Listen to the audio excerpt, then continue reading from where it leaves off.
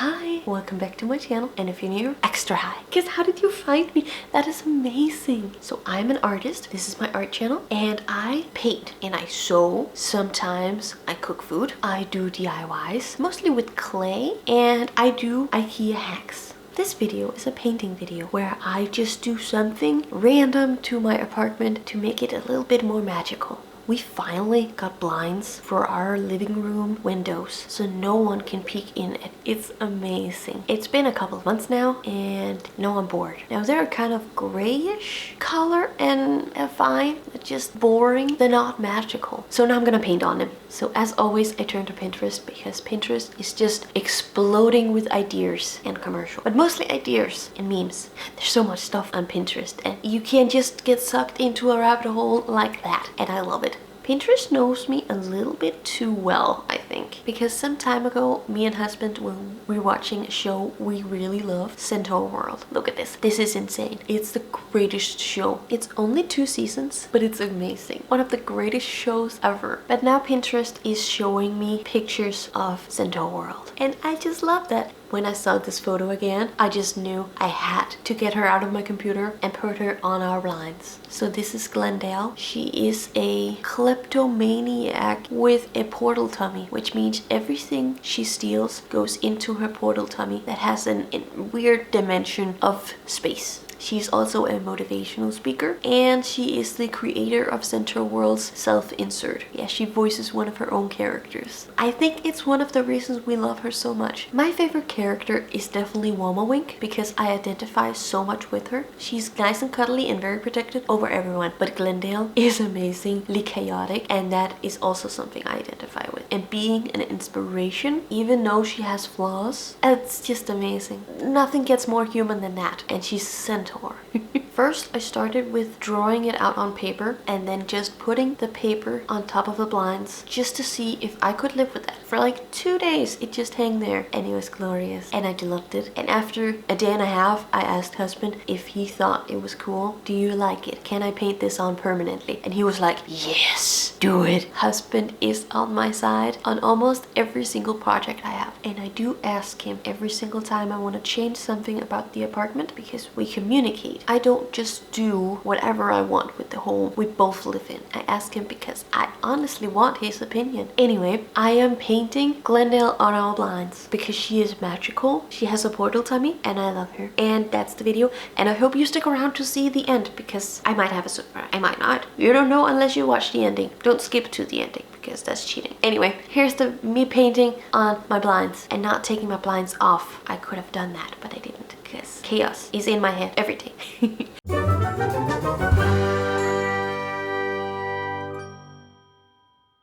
I paint the picture on a piece of baking paper to turn it around and draw it with a pencil and then put it on the object that I want to paint on. And this has worked perfectly every single time I've done that, except now. It does not work on these blinds and I don't understand its issue. But that's alright. I have other ways to transfer stuff onto other stuff. But that means cutting out the original drawing I made in paper and then tracing it onto the blinds. This works because that means I can actually see the pencil marks, but it also means that I now don't have a picture of Glendale in paper for it. But that's okay because now I'm drawing her on our blinds. It's very hard for the back because we have a radiator in front of the window ceiling. It's very hard to paint that way, and I did not take the blinds down from the window. I realized that would have been easier, but I didn't do that because sometimes my brain don't work the way it's supposed to. It's not very rational. It's more like, let's do this. Damn the consequences. Now it's damn my back. It's fine. It took me 20 minutes to do this method of cutting out the paper so I could trace it, but it's fine. It would only have been 5 minutes if the baking paper method would have worked, but it's fine. I'm not bitter over that. Now I just have to trace her with my trusted black Posca pen. I have an on again, off again relationship with Posca pens because sometimes they work, sometimes they don't work. I don't think Posca pens are for me, but in this case where I'm standing in a window painting on blinds, Posca pens are the only choice for me. because they don't bleed and they're not a pencil and they're not a brush, so I don't see any brush strokes. That's very important to me. And this time they did work, so it's an on-again relationship with a Posca pen. Originally, I wanted to color in this picture of Glendale so it would pop more off the blinds. But when husband saw it on paper on the blinds, he was like, yes, keep it that way, just black lines. And now that I'm done with it,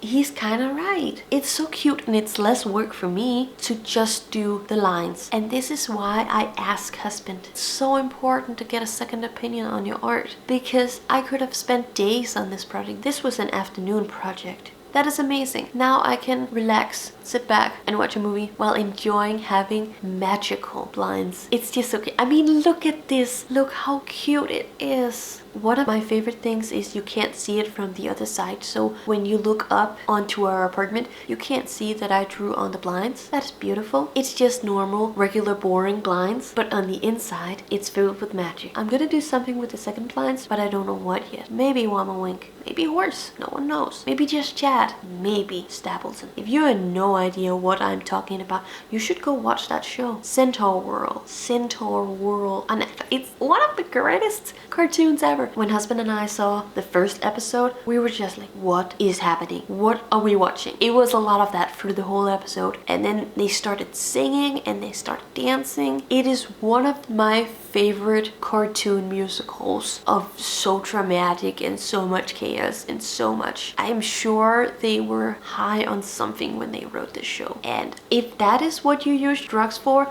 to make a wonderful show, keep doing it. Don't do drugs. That's dangerous and it can literally end you. But do something magical. Like the people on Centaurworld. They did something amazing. One of the voice actors is Ted, like the actor from How I Met Your Mother. That annoying guy. He's a character on this show and he's fun. He's actually fun and he sings. It's so much chaos in the show and I love it. Maybe I should paint his character.